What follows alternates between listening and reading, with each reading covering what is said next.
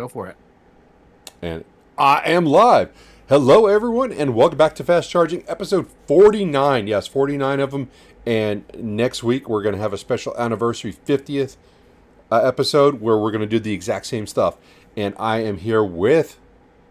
Brian from My Tesla Weekend. Hello, everybody. And I am Bear from Bear's Workshop. Not anything else that Brian might be saying about He me. is not. It turns out I was mistaken. It's not Bear's Wank Shop. I apologize to everyone. That was a mistake. I understand how that can happen. But, you know, we could do some wanking in here also if we had to. It's just probably going to have to turn the cameras off or at least go to my OnlyFans page.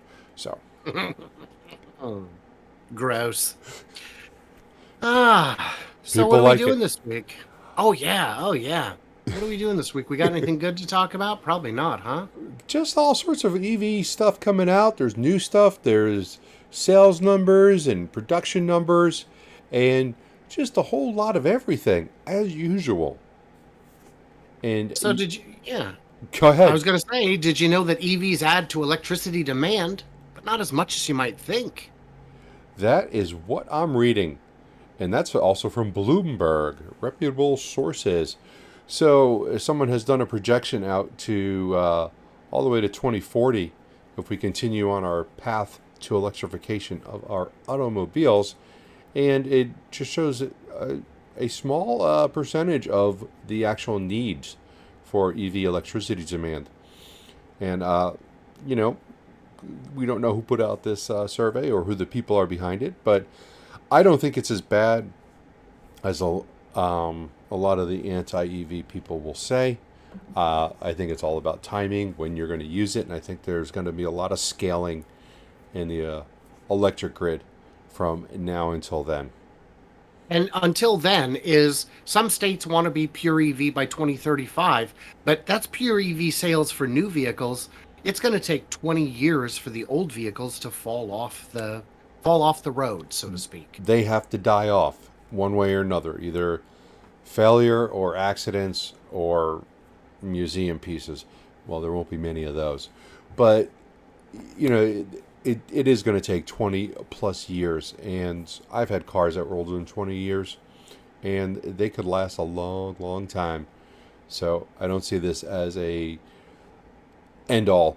And one other thing, and maybe we'll save this for the fourth article. Okay. So what's the second article? The second one is about still some of the problems that we're going to have converting all these people over, as EV charging is still a huge problem for renters, and there still needs to be a solution for it. They talk about how in some places, you know, well, they didn't. I don't know if they actually talked about this in this article, but I know that if you have an EV and you're in California, you can ask you have a legit legal recourse to ask your landlord saying, I want an EV charging station, but you have to pay for it. And that does become a bit of a liability for a renter who now has to buck up anywhere from $500 to $2,500. But you can get your own parking space at your residence, but you have to just put in a formal written request, and they have to agree to it and then get it installed, but you have to pay for it. So, Especially for condos, that's not as bad of a thing, because then the value at least attaches to the unit. Mm-hmm. But for apartments, it can still be a tougher sell. I think what we're going to see is more demand-driven, where landlords will choose to put them in to make their apartments more appealing or valuable. I agree with that. And I guess something that would help with that is if they start changing some of the laws on construction and saying that you need to have this. You need to have X amount of charging stations per apartment. So, and I don't know what that number should be, and I don't even know what would be right, but there also needs to be something where a minimum size charger, because I don't ever see this mentioned, even with all the government grant money that's been thrown out there. They say level 2, but level 2 goes all the way down to 7 kilowatts, and that's an overnight charger. And I don't want to see them start putting those in on streets or at places where people are pulling over. I need a charge, because I run into that a lot with Toro renters looking for places to charge, and they end up at these level 2 chargers that are 7 kilowatts. It's like, all right, we'll leave it there for 24 hours and come back. Right. And that's great for residential, like you said. But if you're going to put it at a mall, a 1 to 2 hour charge is about ideal. And anything slower than that is not going to be effective. Yeah. And interesting, you say mall. We have a mall here in Arizona that's like really central in Phoenix. It's not in Phoenix, but it's like central in our valley. And there is a Tesla supercharging station there. They have about 24 charging stations. It's pretty decent size, and it's a larger one. It's a 250 kilowatt, so it's definitely level 3. And then on the other side of the mall, like in the back corner where you'd like hide your dirty laundry, they have an EA charging station, and those run from 150 to 350. And there's probably only about, I think, 8 right there. And most of the time, I was there last week, and I swore at that thing. I cursed at it, and I did not. I got 7 kilowatts in 30 minutes on a 350 kilowatt because it just would not do what it was supposed to do. It kept declining my payment, even though I'm on a free plan. Again, frustrating as hell. And I'll tell you something else about those EA chargers. Those cables, those cords that you plug in, you need to throw it over your shoulder and like carry it over. They are so heavy. So you and I talked a while back about EA and how the inside of the cabinet is such a mess. Did I tell you that I got to interview Robert Barossa, the senior VP of the company, basically, the marketing and development guy? Did you see that video? No, I didn't. What kind of excuses did he have? So here's the thing. You got to be delicate with an interview like that. You can't just come out and ask the big question, how come your stuff's broken all the time? So I researched it in advance and came up with some theories and asked the following questions. Where are they designed? And the answer was everywhere. Each supplier designs their own part of it. And where are they built? And the answer was everywhere, with different parts from different suppliers, even for the same components. So it's a hodgepodge of a hodgepodge, and that is why they don't work. And when they go out to fix them, they find that the one piece they need might not be one of the 20 pieces they have in the truck. Oh, my goodness. Yeah. That is like there's no unified design, there's no unified manufacturing, and there's no way in hell you're going to be able to have a unified servicing strategy. You can't have a guy go out there and every single one of them be different. You can, you just can't fix them. Right. That is, and that also explains why the software is not going to work with the hardware. Yes. So I got the answer. There you are. Did you put it to him? Did you tell him, like, so how's that supposed to work? No. I let the viewers draw their own conclusions, and I had comments saying I was way too soft on him, and one guy even saying, "What's up with the gotcha questions, man?" I'm like, those were not gotcha questions. Where is it designed? Where is it built? That's not a gotcha. Yeah, even if you flat out said to him, "Well, isn't that why you're going to have like serious problems running these things?" That's not even a gotcha question. A gotcha question is when you don't have a right answer, or there is, it's a trap. Gotcha. And JJ did give me some good questions to try and get him to admit that they are working with Nikola, and we got real close, but he wouldn't take the bait. So it was worth a shot, JJ. We did our best. But the good news is you can charge, at home with this program we're talking about, and that's great because if there's one place people like charging, it's at home. I mean, people like charging in public, though, right? Oh, not so much. Apparently, women don't feel safe charging their electric cars at night. And I've got a couple things to say about this real quick. One, if you don't feel safe charging at night, don't identify as a woman, and then you are good to go. So you're no longer a woman. It's not a problem. But I think this is just another hit piece because you could take out the word electric charging and replace it with gas station for every single thing. And if you get an electric or a gas station that's deserted, I don't sometimes feel safe going into them Depends on the neighborhood. Depends on who's there. It's sometimes a little spooky when you go to a gas station at 3 o'clock in the morning, and you get a car that drives up, and you're just like, okay, why is he out? I know why I'm out, but I shouldn't be. You know. So Right, because I'm looking for trouble. yeah, trying to buy a mountain of cocaine for Mr. Milton so that he can keep that positive energy going. What else we got? Do you know that New York is planning to follow California's lead and ban the sale of new gasoline vehicles by 2035? Yeah, all the power to them. Being in New York last month, I'll tell you what, I was surprised at how many yellow cabs are now hybrids. A lot of RAV4s, because when I lived there, it was all Caprice Classics V8s, just pumping out that gas. So most of the cars there are already hybrids of some sort, as far as the yellow cabs, and that's where most of those cars come from. But is the plug-in hybrid still allowed? I don't think so. I think it's a pure EV move designed to exactly mirror the one in California. Is California no plug-in hybrids allowed? I believe it is, but it only counts for light-duty vehicles. So commercial vehicles, heavy-duty vehicles can still be gasoline. I thought they were going to still allow plug-ins because that's the loophole. You know that. It is a loophole wide enough to drive a RAV4 through, that's for sure. Right, because if you allow the plug-in hybrids, you're going to have manufacturers putting on essentially useless plug-in hybrid stuff. Yeah, we put a 1 kilowatt battery in there. You could drive 3 miles, but now you're a plug-in. Raise our cost by $500, but hey, you guys are good to go. All they do is make it so that the starter remains engaged. Yeah. I mean there is not enough specifics into it. If you say no internal combustion engines except for hybrids or plug-ins, they're going to go, sure, no problem. We can make a hybrid. It's going to be the worst plug-in ever, but it's still going to qualify.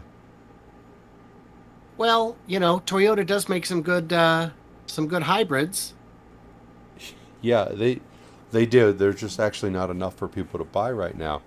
And Toyota still doesn't think that banning the internal combustion engine is a good idea.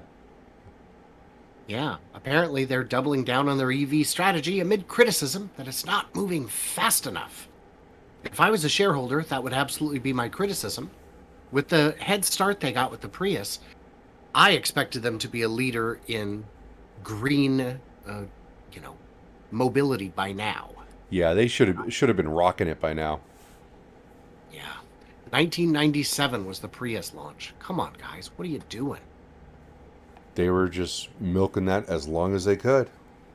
Yeah, and I just don't understand why. Apparently there's some kind of cultural loyalty through the supply chain that makes it difficult for them to transition away from suppliers they've been using for 60 years. But, guys...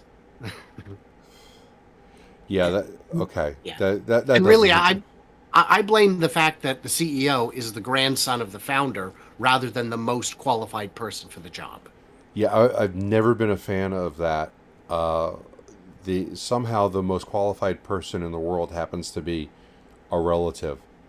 Yeah, because when you're talking about a CEO of a major company like Toyota, there has got to be someone that could have been better. Unless they literally just sent him to Toyota College and that's all he ate and slept and, maybe, but still it doesn't make him the smartest person in the room. It does not. It does not. Let's talk. Speaking of no transition, do you know that the F-150 Lightning was able to be used by at least one person, I assume quite a few more, in Florida to keep their houses running during the hurricane. Nice. Yeah, that's what we need more of, and I think we will see more of. Yeah, and it's a good thing he had the proper equipment installed in order to do that, because you do need additional equipment. which I believe costs around $1,500. But this guy invested in it, and it worked out for him. And I think if I lived in a place like Florida, with possibility of storms taking down your electricity often, I think that would be a really good investment. Well, 1,500 may sound like a lot, but what would it cost to purchase a generator comparable in utility to a battery of this size? About $6,000 to $10,000 for Yeah. for a house backup generator. They're unusually expensive, but you would also have to make sure that would also run continuously. So Yeah. there is advantages to that. But Yeah. So, yeah, 1,500 to 3,000 even. Mhm. Not a bad investment. Buyers know if this is right for their use case. I would never hook it up. Power doesn't go out here often, and it doesn't go out for long. So it'd be fine. yes, But I appreciate that people who need it have the option. I think we're going to see more cars doing this. I think that they should. It's really a power wall, you know. Yeah. Did you know that Citroën has a concept car out that's an inexpensive family car that can also power your house? Yes. And what size battery was in this? In the Citroën, Yeah. I didn't look. It doesn't exactly matter on account of being a concept. Oh. Oh. Okay. Yeah, it's not real yet, and I guarantee you it will never come to market looking like this. In part because I can't tell which end is the front. I know. I was just looking at that, trying to figure that out. It's like I think they got headlights on the rear. But since we're talking about Yeah. since we're talking about concepts and power walls, my solar battery is supposed to arrive today. Oh, wow. Yeah, the one that we've been talking about since like episode 1. I have an LG battery. I don't know when it's being shipped freight, so I may have to get up and go grab the tractor because it's 200 pounds and I'm required to take it off the truck with my tractor. If that should happen during the show, I think as usual, I can carry the show on my own. Oh, wow. Wow. So this concept says a 40 kilowatt hour battery, which Okay. is, compared to the size of even a good home battery backup, substantial. Yeah. Yeah, like I just said, mine is 9.6 kilowatts.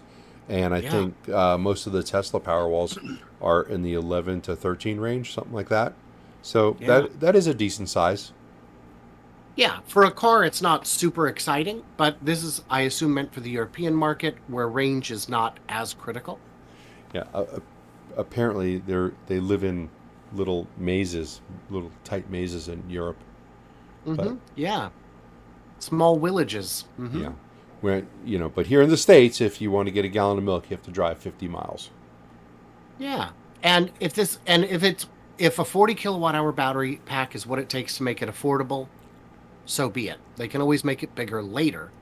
Anybody else got anything affordable? Yeah. So if they made it affordable with a 40 kilowatt battery, does that mean it's like in a $10,000 electric car now?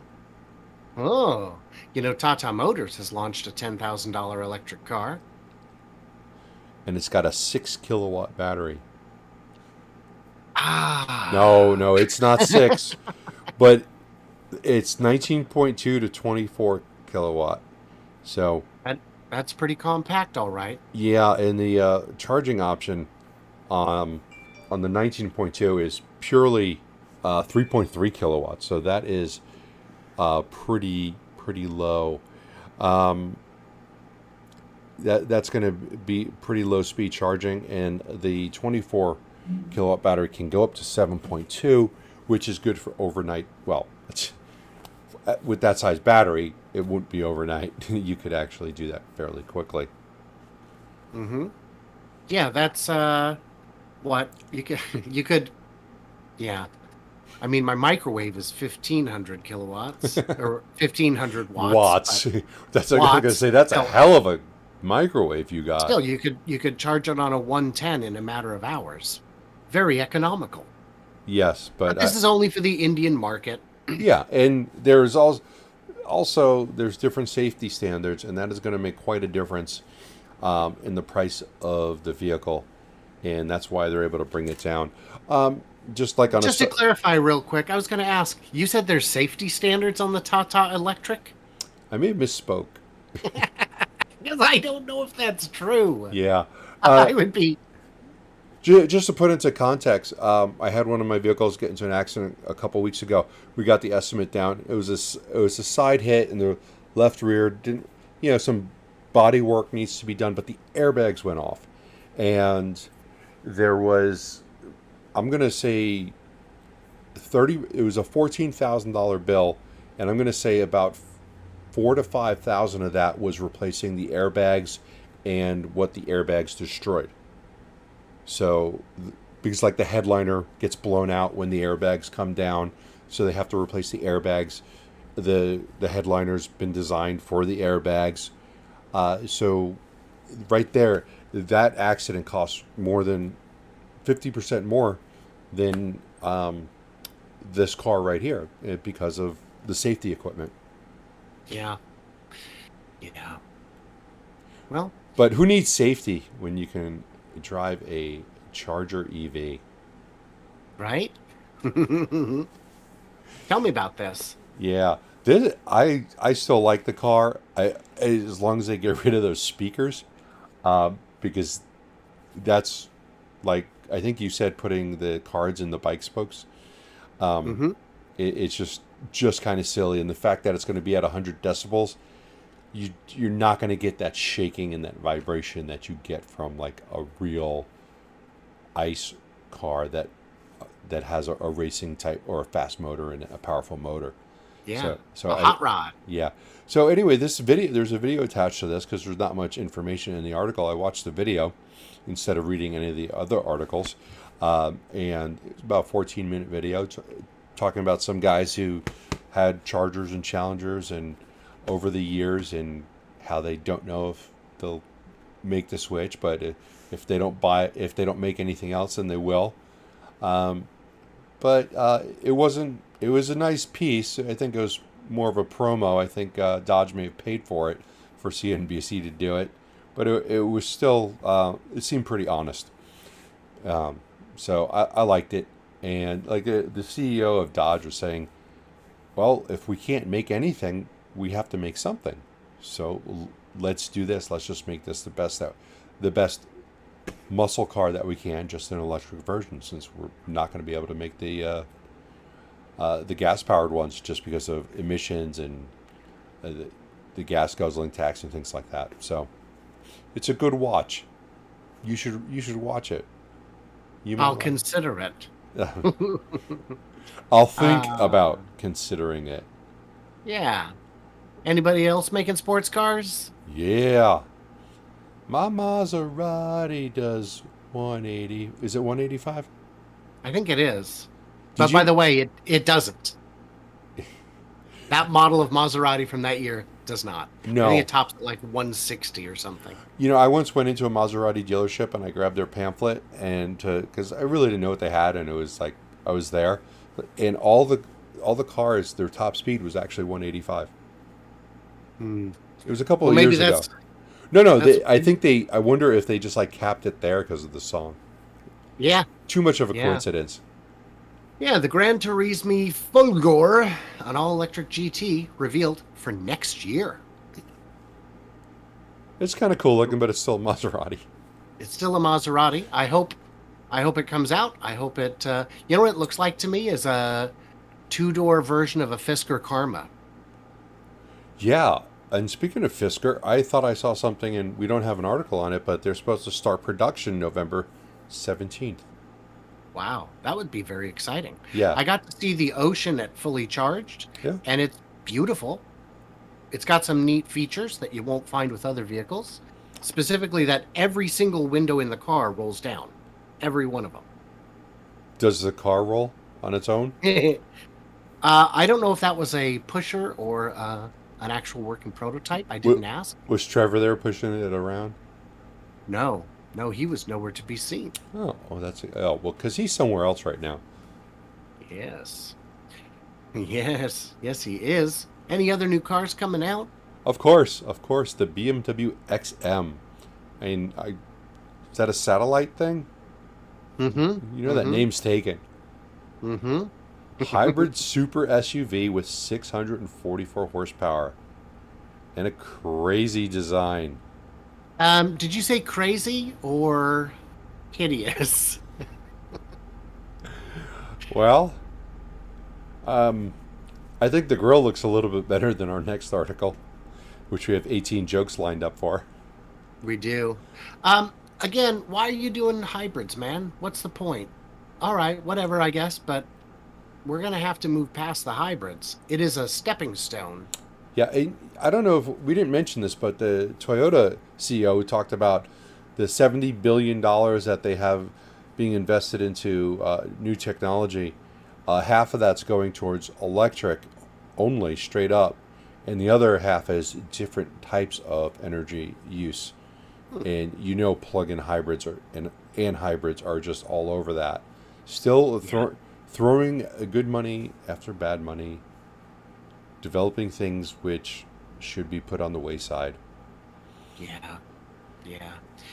Not ideal. Not ideal. So Hey, you said well, there's other BMW news and jokes? and jokes. But before I go, I got to say you can have this for a mere $159,995. That does not include XM satellite, Sirius, or whatever it is. Not included. I did take the survey at the bottom. Is this a good move? And I clicked no, it's ugly and too large. 61% of the vote. Oh, I don't have a survey. Oh, well, Oh, we must have. yeah. Oh, no, I do have one. Yes, it's crazy in the right way. There's nothing crazy about that. That is just plain out. It's now at 6139. What did you have? 61. Oh, Yeah. okay. My vote didn't change anything. Yeah. Yeah. So, did you know that BMW expects to sell 240,000 EVs this year and 400,000 next year? That is very impressive. And Yeah. obviously, there's a lot of people who like big butts that are going to buy this car. What are you saying, Bear? Well, that grill looks like someone bending over. Yeah. Yeah. Yeah. It's not.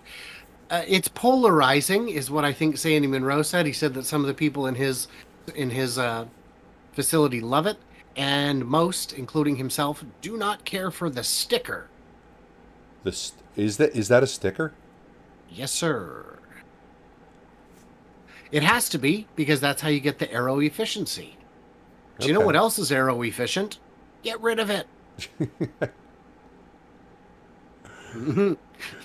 MD Hopsy says, OMG, that grill says I am overcompensating. Yeah. Um, yeah, I heard when you back up, it plays "I like big butts," and I cannot lie. I heard that. It's That would make sense. it's further down in the article. Oh, I didn't get that far. That's why I didn't get there. Oh, it must have been cut off or something. I don't see it, but I believe you. Your ad blocker blocked it. That's what it is. That's what it is. So I'm excited. I hope BMW genuinely pushes forward in EVs, and I hope that 400,000 figure does not include plugins like the XM because, again, it's a half measure. Yeah. Andrew says, reminds me of beaver teeth. Yes. Well, some of them they have different colors. You make it look even more like beaver teeth, and you can't unsee it once you look at it like that. You just That can't. is, yeah, yeah. We are doing really good on time. Should we talk about any other companies doing big production? Maybe we should make beaver teeth jokes for another 5 minutes so we can use up the time. I do have to say the black corners, the triangle kind of thing on the front there, does do a good job of making the front not look like a flat wall. Yeah. I'm just saying. Doesn't save it. When you look at it, if you just keep trying to picture different things, now I'm looking at that mouth on the bottom, that air dam, which looks like a mouth, and those eyes. It looks like some sort of character from some bad video game coming after you, something like that. I just keep seeing different things in there. I've got the beaver teeth. I got the butt. I've got a face with some sort of horrible nose on it. There's a strange hourglass shape part of that face. You see it if you see the hourglass because of the black. It looks like a man with his arms up. Oh, you're throwing something else in there now.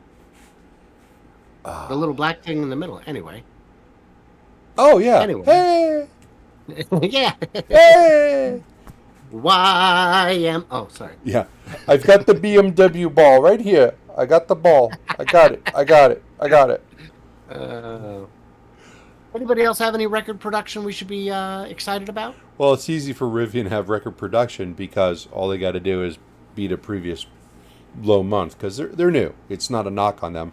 They're new. They should have record production months every month for a very long time. But the good news on this article is that they are on track to hit their 25,000 target for this year, meeting their guidance. Nice. So what's their total right now? About 15,000, 14 something, I think. 14,317 is what they're at now, which is great. For a vehicle that expensive to have that many early adopters, that's fantastic. And the reviews I've seen are just great. Yeah, and I saw several more this week. So, and I saw my first Lucid Air. Oh. On the road, first Lucid Air. Oh, it wasn't on the side of the road or the back roads, dirt roads? No, well, I don't count the ones that we see at the factory. That's not fair. I meant off-road. Oh, you meant off-roading. Yeah,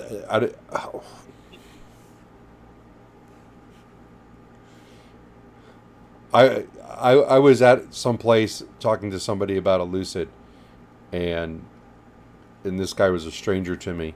He didn't know who I was until we got on the Lucid conversation. He goes, "Oh, yeah, I saw that." He had seen the video, Stranger in Phoenix, and then he goes, "Oh yeah, I recognize you." Like, oh shit, not good. Who is this pointed out that the guidance of 25,000 is their revised guidance down from 50,000. Yeah. Okay. Yeah. Still, I am applauding steps in the right direction. Yeah, because that's still better than another company who revised their guidance. I've got to mention what William said.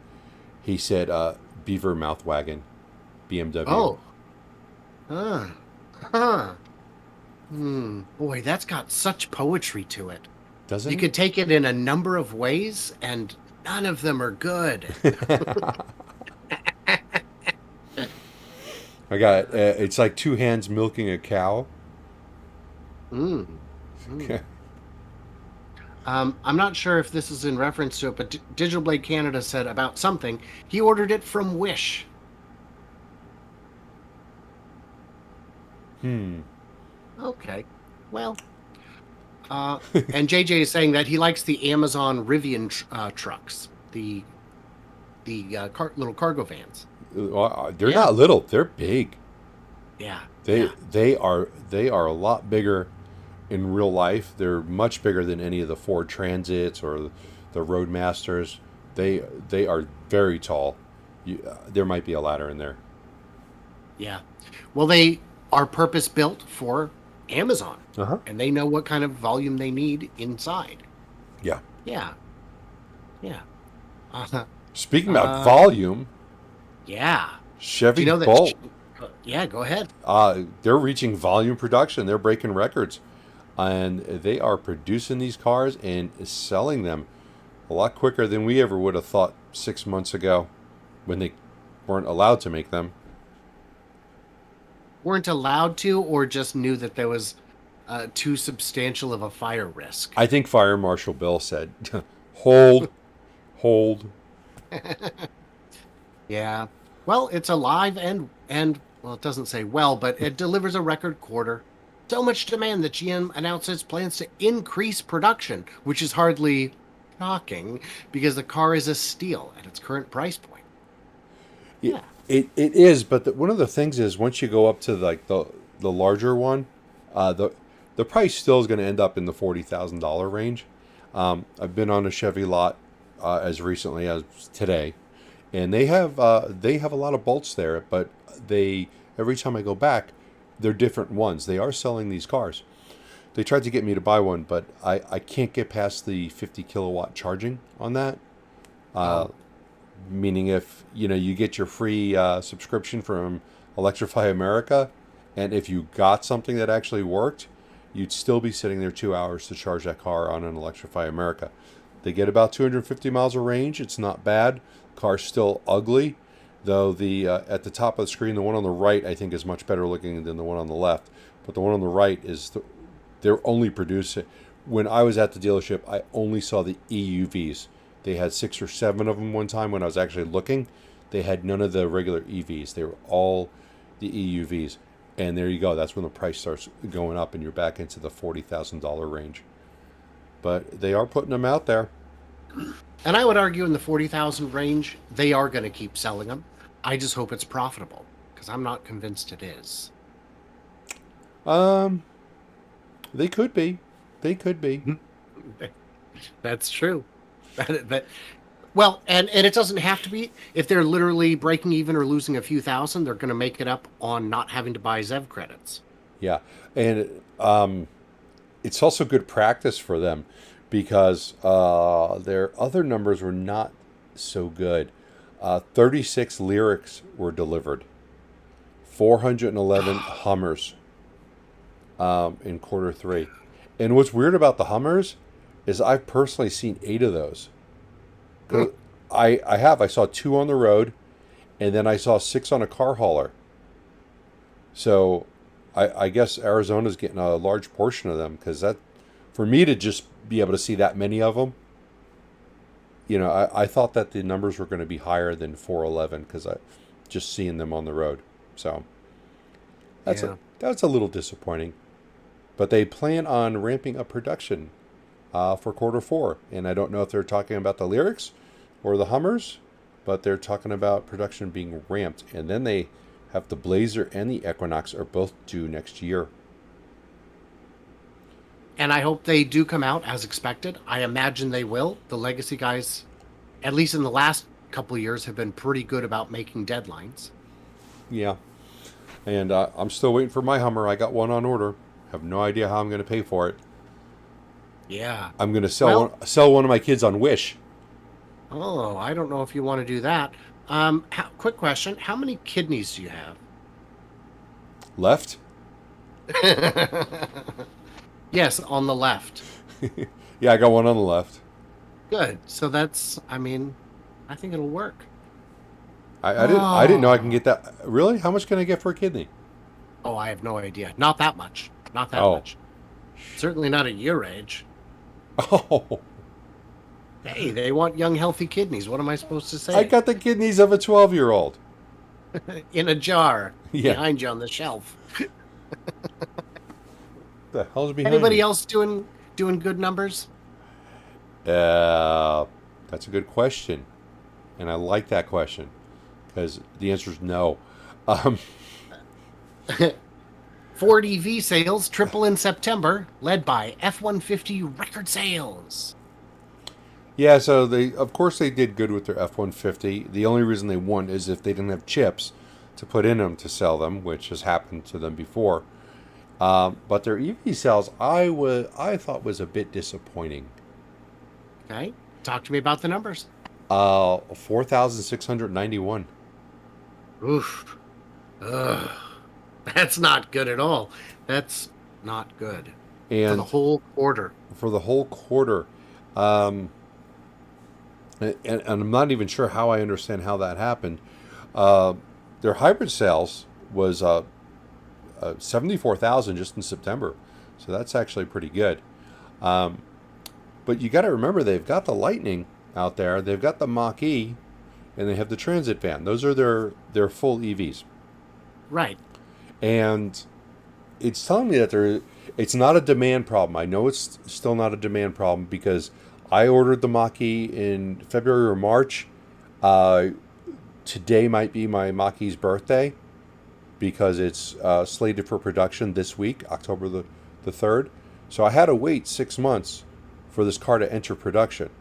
So there's not a demand issue. It's some sort of production issue. And by the way, disclaimer, I don't know if I'm getting the Mach E. Oh, really? The banks are getting really ornery with me. But Mm-hmm. yeah, we bought 4 more yesterday. So we'll see what happens with that. But I'll try and I'm gonna still try and get it because I'd like to get that. But anyway, I mean, you think those numbers are 4,600? If that's accurate, that's tragic. And I Truly don't, tragic. and I don't even get it because the Lightning sales have reached 8,700 since they launched in June. So how do these numbers make sense? I don't know. I don't know, dude. I don't know. Oh, you know what? This might be just for September. I think it is just for September. There you go. It still sucks. Still sucks. 4,600 in the month of September, not quarter. Yeah. Between the 3 different electric vehicles that they make. Anybody else you know have like 3 or more electric vehicles, and how many cars that they put out last month, last quarter? Oh, last quarter, the 363,000 for Tesla, do you mean? Yeah. Yeah. Aren't they still a startup? Yeah, they'll never make it. Yeah. Uh-huh. Tesla Q. Yeah. I mean, What's funny is the stock is down because Tesla missed analyst expectations. No, my friend. The analysts got it wrong. All of us who actually follow it, the Tesla YouTubers and Twitter people, we all got the numbers really, really close. James Stevenson on Twitter at @ICannot_enough missed by 0.09% on production.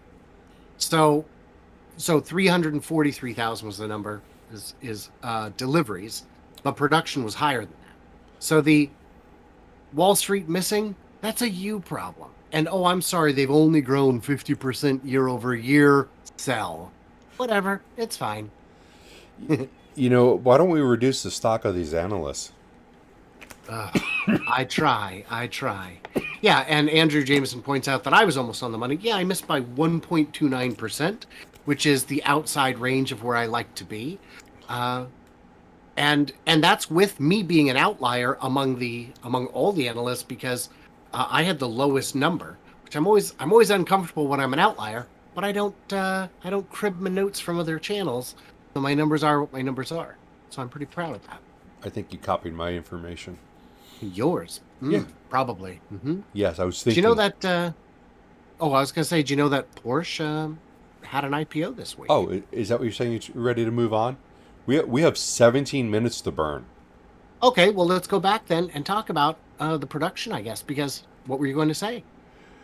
I think it's horse poo that they're even looking at the delivery numbers, because the delivery and production numbers are different for Tesla than they are for a legacy automaker, because they've got these vehicles sold. There's 20,000 vehicles that weren't delivered, but these vehicles are sold. They've got buyers on the other side. The only ones that aren't going to sell are ones where people back out because they're like me and they couldn't get financing. Otherwise, all these vehicles are sold. Where it's just a matter of getting them on a truck and getting them delivered. Does that mean that Tesla's got a logistics problem? No, doesn't mean that. It just means that they've got to get them out. They will get them out. They're all sold, and it's not stopping production anywhere else. There's no demand issue with these legacy automakers. If there was a discrepancy in between production and deliveries, you start talking about, oh my God, we're carrying this inventory. We've got to get rid of this. Companies that manufacture things don't want to have a lot of things in inventory. They want to get it out. Tesla's going to get these out right away. Ford, GM, the legacy guys, they've got to get these sold over to the dealerships, and they've got to get them there. Otherwise, they're still carrying these costs. So, and sometimes these vehicles sit on the lots for 6 months. Every one of these Teslas are going to, every one of those 20,000 are going to be in a customer's hands within 2 weeks, sold and driving and putting miles on. Well, the other thing is that most legacy automakers have around 30 days of inventory at any given time. Tesla's at 5 days of inventory, Yeah. and still, oh, they can't deliver them.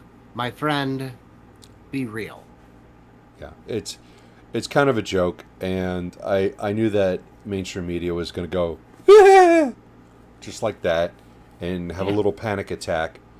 And in reality, all it does is create a buying opportunity for someone who wants to buy Tesla. Yeah. Ridiculous. Very silly. Yeah. Um, Yeah.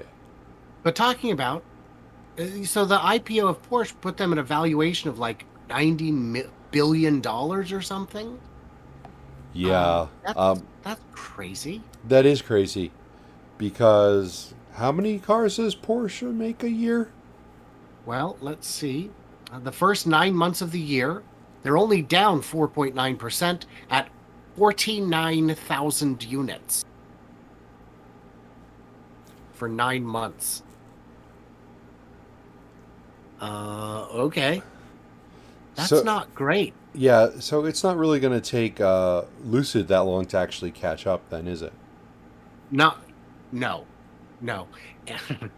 And 90 billion for a company. I think it's just everyone I trying think to, that's in the U.S. only. oh, that does seem low. Anyone in the chat want to dig it out for us? That would be great. I thought their annual production worldwide is somewhere around the 200,000 to 300,000 mark. Even still, that's Oh yeah, very soft. it is. It's a specialty car, and they're not just and they're not cheap cars. They obviously are. You know, it's for a certain market, and they're not making $20,000 cars. So you're not going to see, you know, them all over the place. Like everywhere I go, I see a white Tesla. I see a Ford Fusion. You know, you just see these cars everywhere. They're mass-produced cars.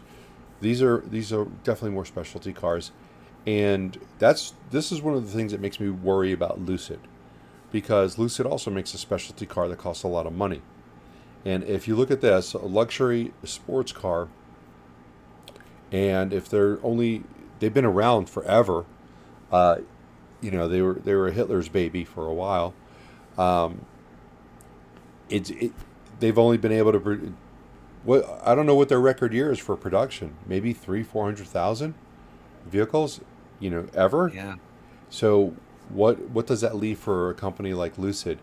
What's their top end? That's why Lucid needs to eventually get down and start making their, you know, a mid-sized sedan, a small sedan, or, you know, they talked about the $25,000 car. That's never going to happen because of the inflation going on. But still, something that's more affordable, something that can be mass-produced a lot quicker. And Porsche, So we're getting Porsche doesn't do numbers that. we're getting numbers in the chat of around 300,000 a year, and Digital Blade Canada says none of the public shares that were just sold are voting shares. Okay. Sounds fair. Yeah. Yeah. So let's talk about Tesla is finally going to expand Giga Nevada. Yes. One more of square towards the ginormous footprint that will never be filled because it doesn't need to, because the efficiencies gained through improved battery manufacturing has allowed them to produce more than they ever intended on a substantially smaller footprint. But we'll see some growth here coming up. Maybe on one side, or they can do another square and make the Tesla bot.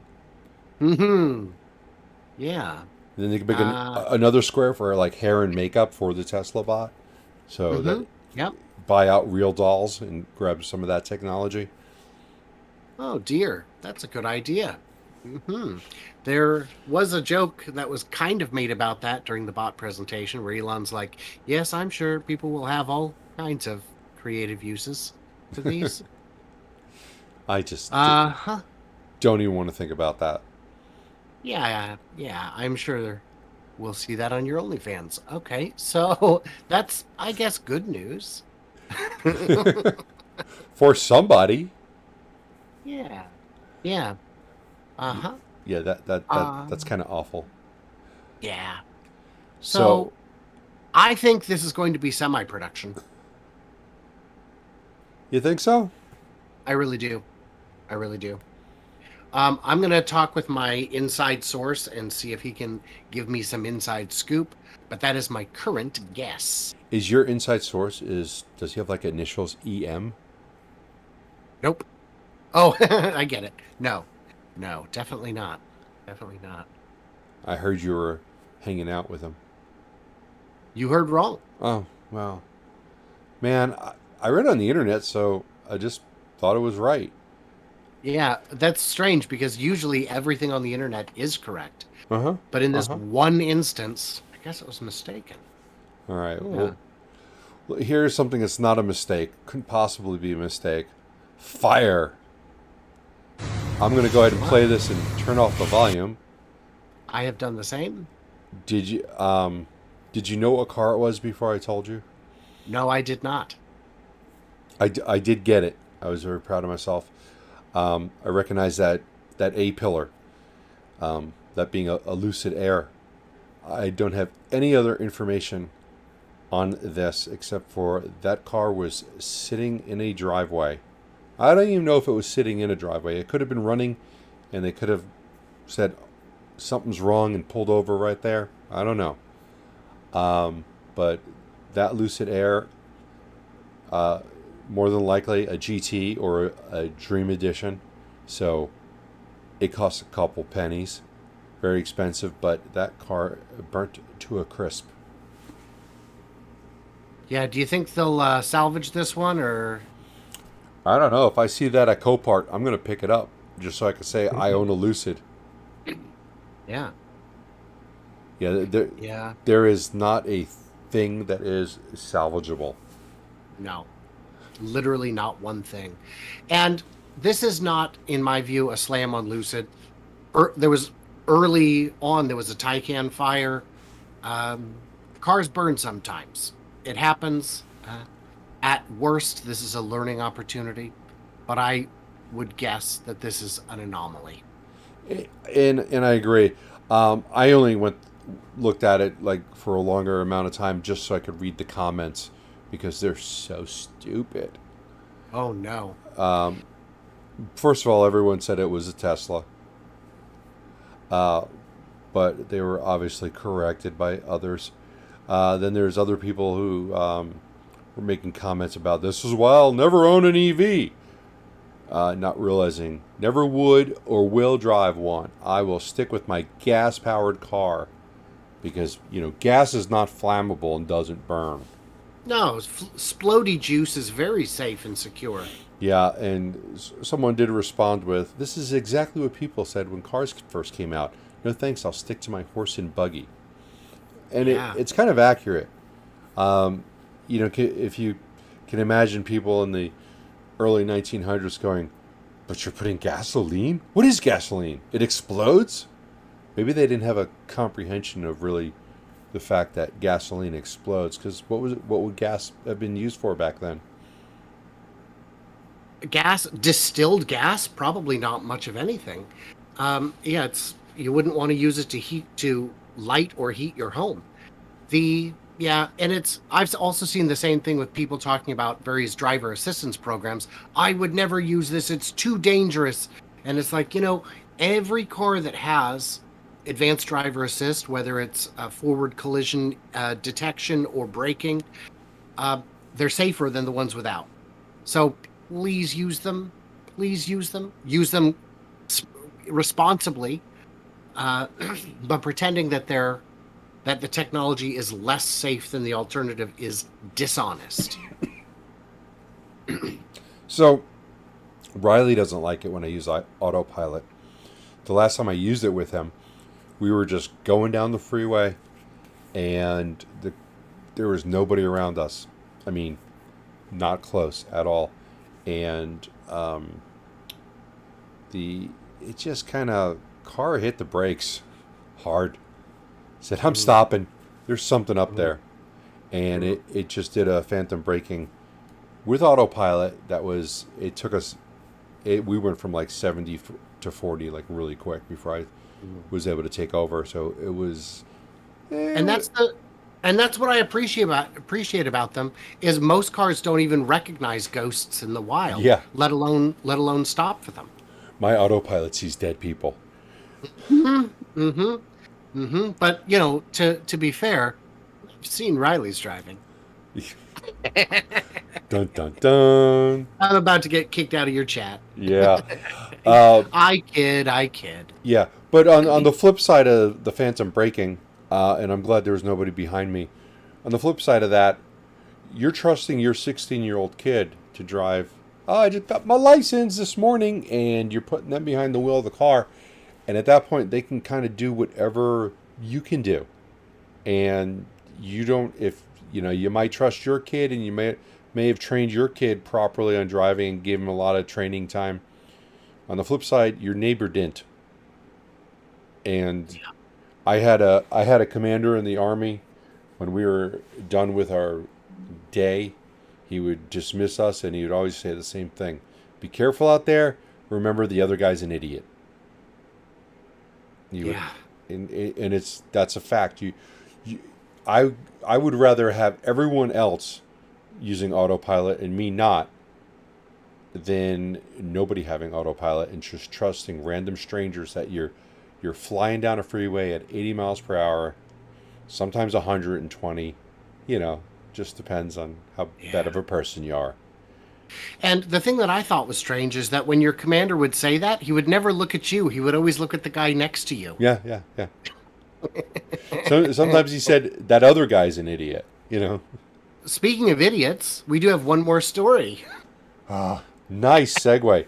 Real quick though, I'm just still looking at that video, and I want to zoom in on the piece of equipment that's in the driveway, because I'm wondering, is this the Jaws? I'm wondering if it's the jaws of life. Is it, because it kind of looks like a saw? It does look like the jaws of life, but I'm wondering Yeah, if it looks that like had, an electric handsaw. I'm wondering if that had anything to do with what, like, could it have been something that started that fire? It is electric. I'm going to say no. I'm going to say that probably belongs to the fire department. And they may have used it to cut the A-pillars. A-pillars do look cut. Yeah. But that just made me think of the fact that, one of these arguments that you use with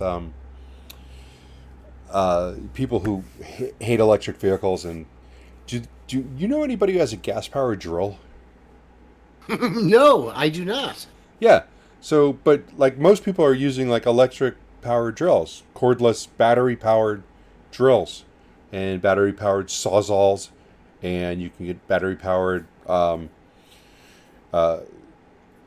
saws. There's just all sorts of things that you can get now. Impact wrenches. I mean, you go into Home Depot and they have like tools you never thought you needed, but suddenly you do, and they're battery-powered. 20-volt DeWalt battery, Milwaukee, but none of them are gas-powered. I wonder why that is. Yeah. I wouldn't want the fumes inside my house, and it's just not necessary to get the power. But it's better. It's gas. Right. That'd be fun. Okay. So- Speaking of gas, This is your story, man. yeah. This wasn't me. Yeah, I know. All right, so this is airing tonight, 10 p.m. Eastern Time on CNBC. It's probably what I should say is a well-deserved hit piece on Trevor Milton. They've only put out 10 minutes of it, and I watched that. I won't be able to watch it tonight. Hopefully, I can see it later. Sam Alexander commented on Twitter that he thinks he's going to be on this, so it looks like they reached out to him for some negative comments. So they could have gotten them from anybody. But, Sam's pretty, I'm going to say knowledgeable, though he actually tends to focus his hate towards Nikola and not so much Trevor Milton. And right now, I think this is a hit piece it's not going to help Nikola at all unless they have some sort of conclusion where they go with, where is Nikola now? Are they making this product or are they not? But if they do, it's going to be right at the end, and it's going to be about 20 seconds worth of the show. So I'm going to say real quick, I don't think this is going to do anything to move the stock because anyone who's already invested knows all this stuff. This is not news. Anyone who is thinking about, I don't know who upcoming investors are. I don't see anyone getting into Nikola stock at this point unless they already know an awful lot about it. So I think this is public fluff entertainment that's not going to move the needle. That's my opinion. What do you think? I agree with that. I do think there's possibilities that maybe they can put out information that is incorrect, saying Yeah. saying people at Nikola knew about it. Nikola would not comment on this because those things just don't sound good. But they can't comment on it. It's right in the middle of his trial.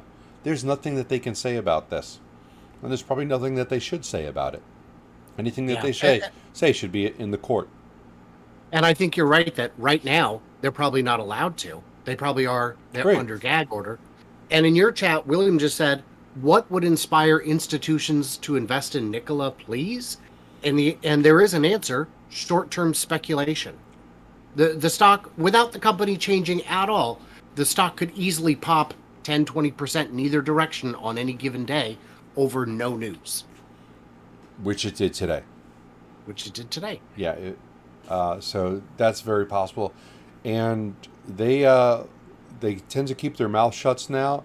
They don't make very many announcements. They haven't announced a new customer in quite a while, but they have also at the same time said that they had 14,000 reservations for the fuel cell truck, which they came out with a new iteration of that. We posted that a couple videos ago, and it actually looks very nice, very well put together. It's sleek, and they are moving along with that. They've got the potential to actually sell a lot of vehicles, and they have orders in, and it's just a matter of, our next earnings call is going to be early November. No date announced, but I am 100% positive that they have produced their production goal for quarter three. Because We saw on your videos so many finished trucks out there, so I'm definitely curious to see what the production actually was. And I've said this on your streams before. I care about production over deliveries. Deliveries are, like you said, they're already sold. They'll get there in a week or two. So we'll see. Yeah, and I'm basing my numbers on the fact that we can see the VIN numbers. They put the piece of paper up in the window, and we held back on saying where they were until somebody at Nikola put out I think a short video or a picture saying, "Hey, we made our 100th truck," which actually put them at 52 for the quarter, and their goal was 65 to 75. So based on that, and then seeing the trucks that came out after that in sequential order, we know that they made about 70 trucks. Great. So get to 1 a day, then get to 2 a day, then get to 5 and 10, and onward we go.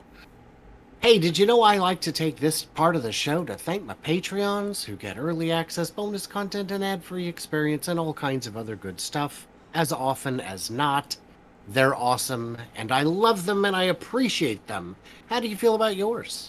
Well, I love my Patrons even more than you love yours, because what I offer them is not much, and they are still there. So I can appreciate them more than you can, because you have to work much harder to make yours happy. And maybe if I did, I'd have more Patreons. But I do appreciate my Patrons because none of them complain about my lack of updating the Patreon site. They are just supporting me to go fly, and I appreciate that. So they are awesome. Neat. So, Bear, you've got a live stream coming up when? Probably going to do one tomorrow. I haven't verified that with the schedule, because now everything I do, whether it's meeting time with the Tesla bot or going, putting my big BMW grill down on the toilet, it is all dictated by Toro. So we are... That's a lot of fun. Yeah. Yeah. So yeah, and I'll of course have my live stream on Friday. I've got 2 or 3 videos already finished that are scheduled to run on Patreon. People have already seen them. Uh, some interesting ones. And this weekend, I am probably going to be interviewing 2 of the other Tesla quarterly production guessers, if you will, estimators. Both James Stevenson and Tim from Oracle Investments are likely to be on an additional live stream on Saturday. So that's going to be a lot of fun. Well, that is fantastic. Yeah. It So yeah. Go ahead. no, it sounds like fun. I mean, it sounds like a whole lot better than driving to the airport 6 times in a day. So, Yeah, and I wanted to thank you for hanging out with me, Bear. Always enjoy it. well, thank you very much. And I will be, since you're enjoying it so much, I say we do this again next week. Yeah, why not? I will see you then. I thank everyone for hanging out, and we'll talk to you guys next week. All right.